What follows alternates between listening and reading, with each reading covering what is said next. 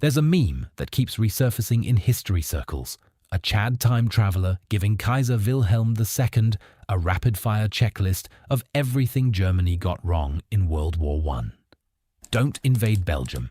Fix the Schlieffen plan. Mount machine guns on planes from day one. Don't send Lenin to Russia. Replace Erich von Falkenhayn before Verdun happens. And don't send the Zimmermann telegram. It keeps getting shared because every single point is historically defensible. These weren't invented errors. They are documented decisions that historians have argued about for a century. And the people sharing it genuinely believe these mistakes were fixable. That a slightly smarter Germany, a slightly more decisive Kaiser, and the most destructive war in human history to that point ends differently. So this video is going to take that premise seriously. Not as a joke, but as an actual analytical exercise. We're going through each decision, testing it against what the historical record tells us, and finding out whether a corrected Germany actually wins. The answer is yes, for 5 of the 6 decisions. The 6th one doesn't fix the war. In fact, the fix that works best, the one that actually succeeds, ends up destroying Germany anyway. It creates something far worse. Subscribe if this is the kind of history you want more of. History that actually goes somewhere. And if you've watched our previous video on why Hitler's Germany was structurally weaker than Imperial Germany, this is the companion piece. What the Kaiser's Germany could have been if he'd made different calls at the moments that actually mattered. Before we start testing, it's worth being honest about the premise, because it isn't as obvious as internet debates sometimes make it sound. Germany entered the war in 1914 as the most industrially advanced nation in continental Europe, the most professionally trained army, the most sophisticated railway logistics on the continent, a track record of decisive operational victories against Austria in 1866 and France in 1870. It had already invested in the chemical science that would allow it to synthesize ammunition propellants when the British blockade cut off nitrate imports, a depth of industrial planning the blitzkrieg economy of 1939 never replicated. The war that actually happened bore almost no resemblance to what that capability suggested was possible. 4 years of trench warfare consumed a generation of German manpower for gains measured in miles. The Schlieffen plan collapsed within weeks. Verdun, unrestricted submarine warfare, the Zimmermann telegram, each decision compounded the one before it. Here's the problem. Most of those fixes sound right, and some of them still wouldn't have been enough. The first and most consequential item is Belgium. And the right problem is being identified, though for reasons that run deeper than the one most people cite. On the 4th of August, 1914, Britain declared war on Germany. The reason given was Belgium. Germany had expected hesitation, negotiation, delay, the same response it had received when it violated diplomatic norms before. It got a declaration of war within hours. The standard explanation focuses on that treaty obligation. Invading Belgium triggered the Treaty of London of 1839, which brought Britain in. This is accurate, but the longer-term consequences are what matter. The naval blockade, imperial manpower from Canada, Australia, and India, and eventually the political conditions that brought America in. Those accumulate over years. The more immediate flaw in the Schlieffen plan was mathematical. The plan required Germany to defeat France in 39 days. The Franco-German border was protected by an interconnected chain of French fortresses, Verdun, Toul, Epinal, and Belfort, under continuous reinforcement since 1871. Alfred von Schlieffen's solution was the Great Wheeling movement through Belgium. Bypass the fortresses entirely, sweep through northern France, encircle Paris from the west, and roll up the French army from behind. The plan didn't fail because it was bad. It failed because it was physically impossible. The wheeling movement added hundreds of miles to the German operational arc, stretched horse-drawn supply lines beyond what they could sustain at pace, and required a coordination so precise that a single delay anywhere cascaded into collapse, which is exactly what happened at the First Battle of the Marne in September 1914, when the German advance stalled just short of Paris and both sides began digging in. The alternative, attacking the French frontier directly with heavy siege artillery of the kind that reduced the Belgian fortress of Liège in early August 1914, is operationally sound. It would not have been fast. The French fortifications were genuinely formidable. But it keeps Britain out of the war, or at minimum delays British entry until Germany has established a defensible position, and it keeps German supply lines on ground the logistics system could actually support. A Germany that skips Belgium enters a different war, slower, fought on the Franco-German frontier, but crucially, without Britain as an immediate belligerent. The BEF that arrived at the Marne numbered only 100,000 men, but its professional rifle fire caused disproportionate casualties, and its movement into the gap at the critical moment was the lever that broke the German advance. Small force, outsized impact. Without Belgium as a pretext, Britain has a much harder political case for entering at all. And one more detail worth adding here. During the critical days of the Marne in September 1914, the military governor of Paris requisitioned 600 Parisian taxicabs to ferry 6,000 reinforcements to the front in time to plug the gap in the Allied line. It worked. French improvisation, operating on home territory with intact logistics, broke the German timetable. That image, taxis winning a battle, tells you everything about what the Schlieffen plan was actually up against. The next item, machine guns on planes from day one, is where the history gets good. The Fokker scourge. If you know World War I aviation at all, you know exactly what that phrase means. 6 months where Allied pilots were essentially flying target practice for German fighters. The synchronization gear that made it possible, the mechanical link timing the gun to fire only when the propeller blade wasn't in the way, was perfected by the Dutch designer Anthony Fokker and deployed on German Eindecker fighters in the summer of 1915. The result was a period of German air dominance so complete that Allied commanders temporarily grounded observation flights over the front. The technology worked. The problem wasn't a single bad decision. It was a decade of neglected aviation research before the war. Germany had the industrial capacity to prioritize it. It didn't, and it paid for that neglect in the one campaign where air reconnaissance over the Franco-German frontier would have mattered most. Prioritizing aviation development in the pre-war decade means German artillery observers operate freely during the opening offensive while Allied observation is suppressed. Better targeting, better intelligence, better fire coordination for a direct assault that needs every advantage it can get. Replacing Erich von Falkenhayn is the item that sounds most satisfying and requires the most careful handling.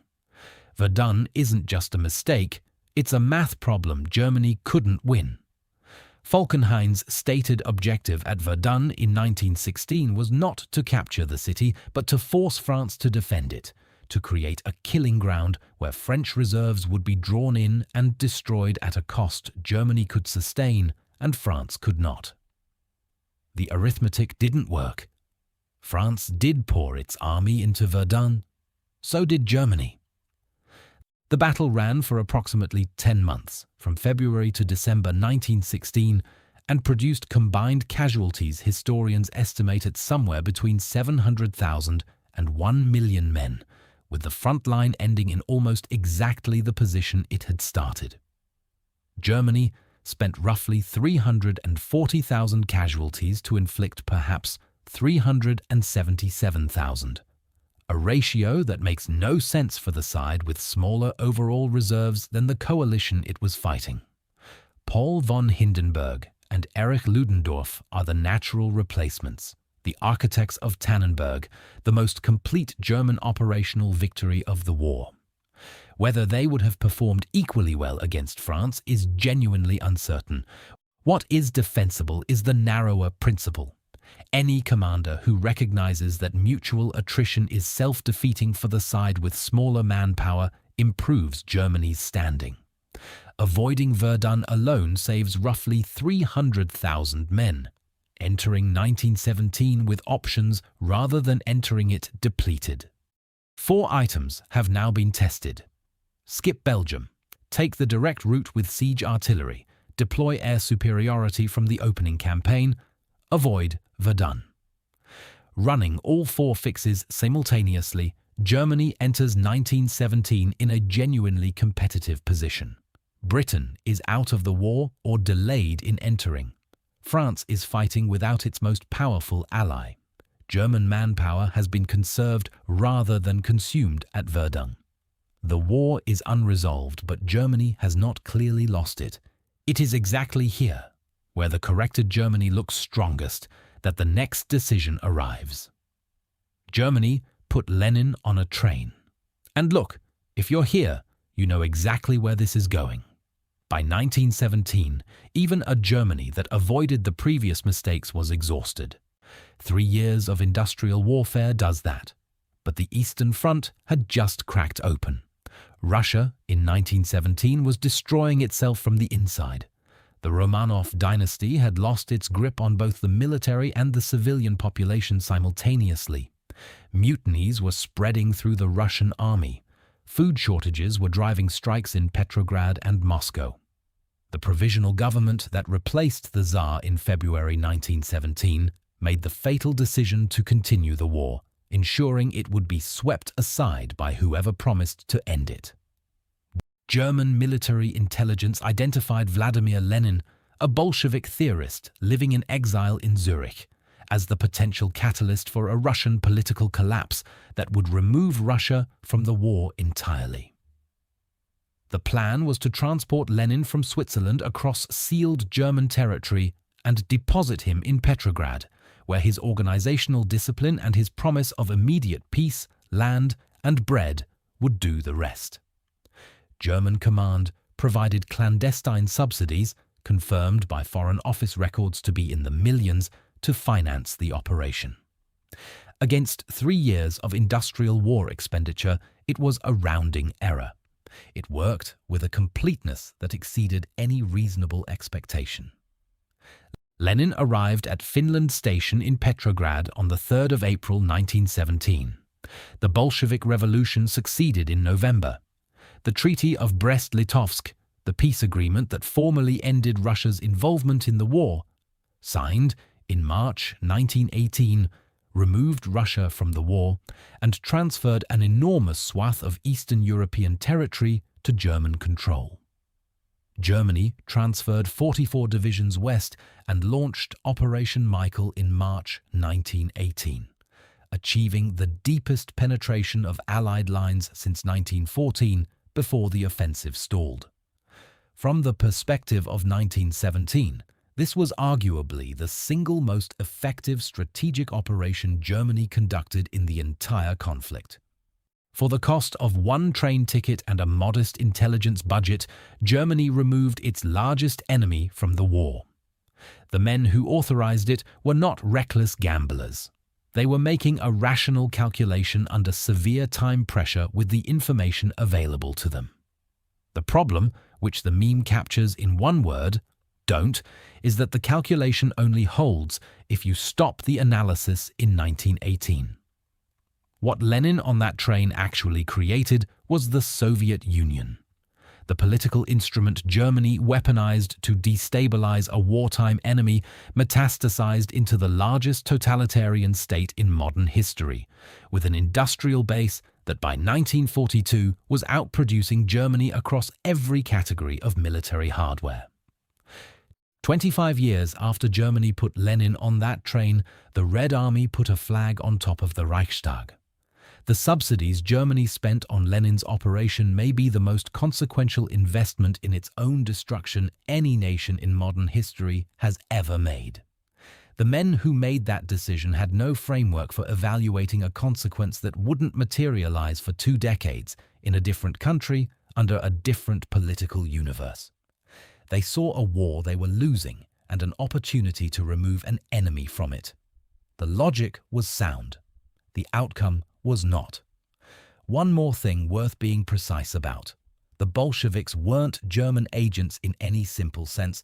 They took German money to pursue their own revolutionary agenda, which included exporting that revolution to Germany itself. Within a year of Brest-Litovsk, the Kaiser had abdicated and German sailors were flying red flags in Kiel harbor. The weapon Germany used to destabilize Russia came back around. The final item has the clearest causal chain of anything on the list, which is why it comes last after the harder arguments have already been made. In January 1917, German Foreign Secretary Arthur Zimmermann sent a coded telegram to the German ambassador in Mexico City proposing that Mexico declare war on the United States in exchange for financial support and assistance recovering Texas, New Mexico, and Arizona. The German calculation was that American entry was probable regardless, and a Mexican front might distract American attention from France. British naval intelligence, specifically the cryptanalysis unit known as Room 40, had been reading German diplomatic cable traffic for 2 years. The Zimmermann telegram was intercepted and decoded in January, but Room 40 deliberately waited until late February to present it to the American government, timing the release to coincide with Germany's resumption of unrestricted submarine warfare for maximum political impact. When newspapers published its contents in early March, the combination handed Woodrow Wilson the domestic political cover he had been lacking for 2 years to bring the United States into a war much of his electorate had voted to stay out of. Without it, American entry isn't prevented. The unrestricted submarine campaign against neutral shipping was already pushing patience past the breaking point. But the specific conditions that made entry politically easy and fast are removed.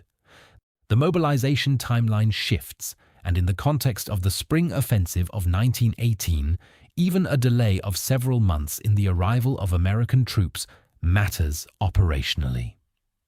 Don't send it. The easiest fix on the list and the one with the most unambiguous payoff. Here's where the exercise gets honest. And if you've been following the logic so far, you already see where this lands. 5 of the 6 fixes genuinely improve Germany's position. In combination, they produce a Germany that enters 1917 without Britain as a full belligerent, without Verdun having consumed its best divisions, without handing Wilson the ammunition he needed. Whether that Germany ultimately wins depends on variables no checklist controls: French resilience, American mobilization speed, whether a negotiated settlement becomes politically possible on both sides. But it's a Germany that hasn't clearly lost. That's more than the actual Germany could say by 1917. The Lenin decision sits outside the framework of smart versus foolish. The men who put him on that train made the most tactically effective move Germany executed in the entire war and created, 25 years later, the force that ended Germany as a sovereign state. You can't fault the logic that was available to them in 1917. You can only observe that the disaster wasn't the mistake. The disaster was the success. The meme circulates because the argument it makes is genuinely compelling. Fix these decisions and the 20th century looks different. No Versailles humiliation, no fertile ground for what came after it, possibly a European history that doesn't have to rebuild from rubble twice in 30 years. But the Lenin decision is where history stops being a checklist problem and becomes something harder. A lesson about the gap between what a decision produces immediately and what it creates eventually. So here's the question. If you were the time traveler, which one item on that list do you fix first? And do you even tell the Kaiser about Lenin, knowing he probably won't believe you? Drop your answer below. Like this video if the meme just got more complicated than it looked. Subscribe for more history that takes the online arguments seriously. Thanks for watching.